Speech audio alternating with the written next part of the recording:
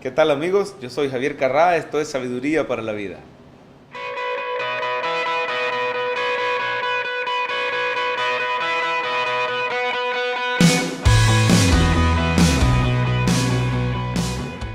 Bueno, bienvenidos a su programa Sabiduría para la Vida, ese espacio para recibir respuesta, guía y dirección de Dios a través de la palabra. ¿Cuál es la clave para las oraciones contestadas? Muchos de nosotros pasamos pensando cómo hacer para que el Señor nos conceda lo que anhela nuestra alma o lo que anhela nuestro corazón. La Biblia da una clave sencilla pero poderosa.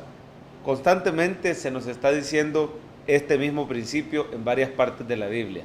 Deleítate a sí mismo en Jehová y Él te concederá las peticiones de tu corazón. En otro lado Jesús dice, busca primeramente el reino de Dios y su justicia y todas estas cosas van a ser añadidas.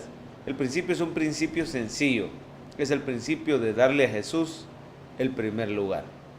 Si tú le das a Jesús el primer lugar en tu vida, en todas las áreas, Él se va a encargar de conceder las peticiones y los anhelos que tu alma necesita.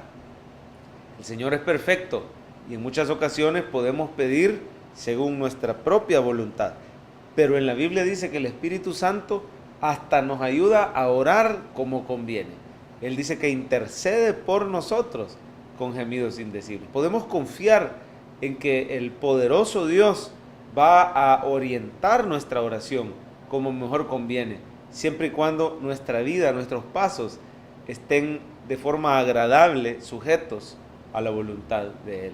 ¿Cómo puedo darle a Jesús el primer lugar? Hay una historia que para mí es muy importante, pues ilustra este punto, de darle a Dios el primer lugar en nuestra vida. Y es la historia de la mujer tsunamita.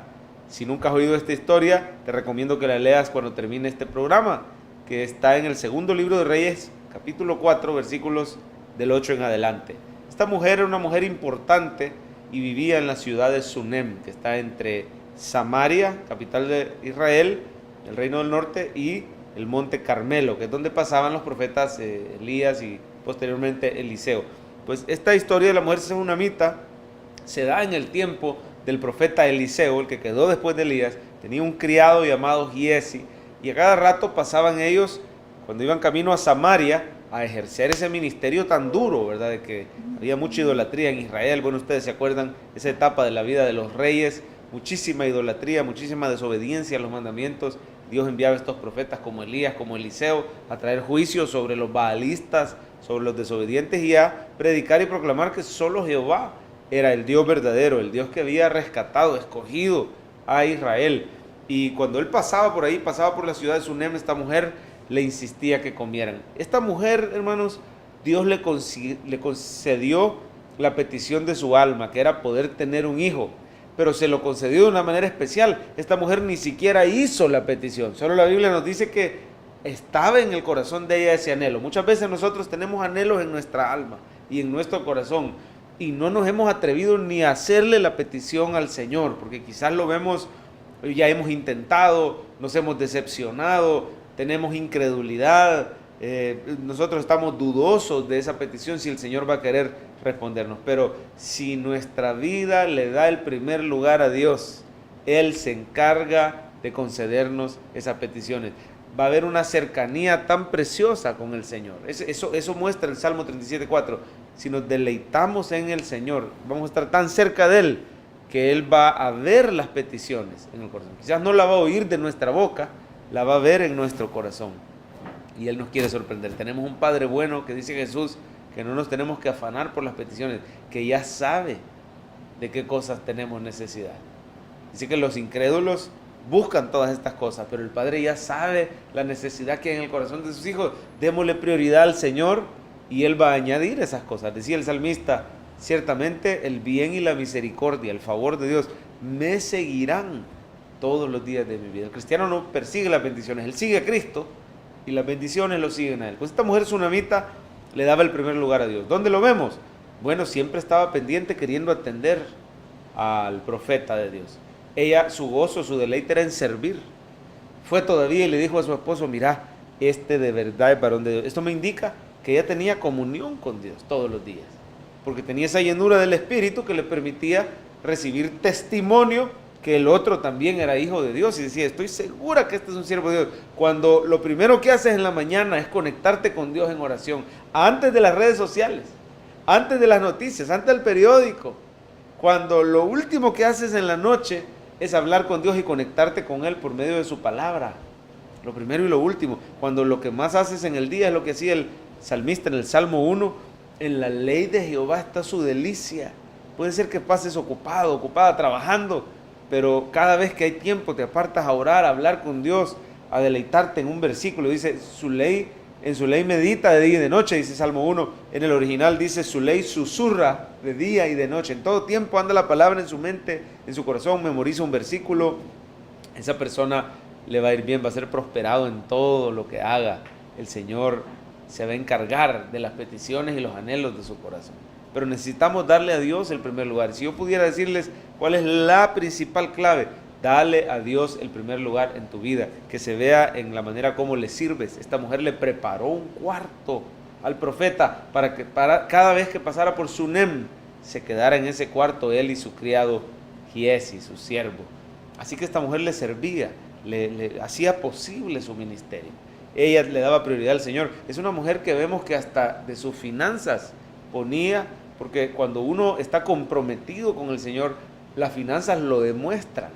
Si somos personas que de verdad apoyamos la predicación, apoyamos a una iglesia local y somos dadivosos con esa iglesia, tal y como lo manda la palabra, y sostenemos la predicación, la obra, claro, en una iglesia que sea transparente y que rinda cuentas a su gente cómo se administra bien los fondos, ¿verdad? Y también se nota que le damos el primer lugar al Señor cuando nuestra vida no permanece en el pecado, sino cuando le damos la espalda a ese pecado, nos arrepentimos, luchamos contra él y todos los días nos esforzamos por andar en los mandamientos, guardar los estatutos y poner por obra los decretos de la ley moral de nuestro Señor.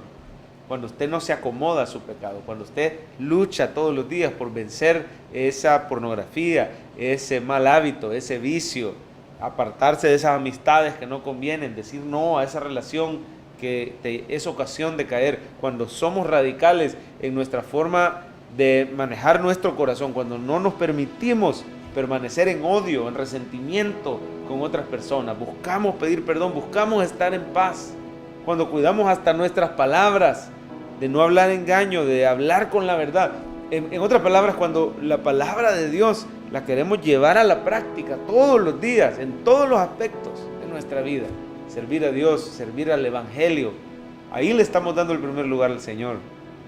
Si ustedes se fijan, nuestras peticiones han quedado en un segundo plano, pero el Señor es un Padre bueno que nos quiere sorprender. Y Dios le mandó a esta mujer sunamita, por darle el primer lugar, le mandó a decir que le iba a dar el siguiente año un hijo que abrazar. Ella no lo creía al principio, pero Dios se lo dio. Y cuando el niño creció, pasó pruebas. Este niño más adelante se nos narra, ahí mismo en el capítulo 4, que el niño le dio insolación, se murió. Pero esta mujer era una mujer que conocía a su Señor, que tenía esa fe que Dios se lo iba a levantar. Y ahí podemos leer. Yo le recomiendo que lea el capítulo 4 y el capítulo 8 del segundo libro de Reyes, que hablan de esta mujer sunamita. Pasó grandes pruebas, perdió todo después, pero Dios se lo restauró de una manera milagrosa. Estamos en un mundo donde vamos a pasar pruebas y aflicción, pero para el cristiano esas pruebas solo son oportunidades de ver el glorioso poder de nuestro Señor actuando a nuestro favor por su gracia y para gloria de Él. Bueno, esto ha sido todo por hoy en este programa Sabiduría para la Vida. Hemos estudiado la clave para que el Señor responda a nuestras peticiones. La clave no es orar de cierta manera, la clave es una vida que le da al Señor el primer lugar. Hoy quiero terminar solo recordándote que así como ese niño de la tsunamita murió pero después volvió a la vida, así Dios nos recuerda que Él tiene poder sobre la muerte y que su Hijo Jesucristo venció a la muerte cuando resucitó al tercer día. Él está vivo hoy. Si le entregas hoy tu vida y le das el primer lugar a Jesús, Él concederá las peticiones y los anhelos de tu corazón. Gracias y nos vemos la próxima semana. Compartan este video si les fue de bendición.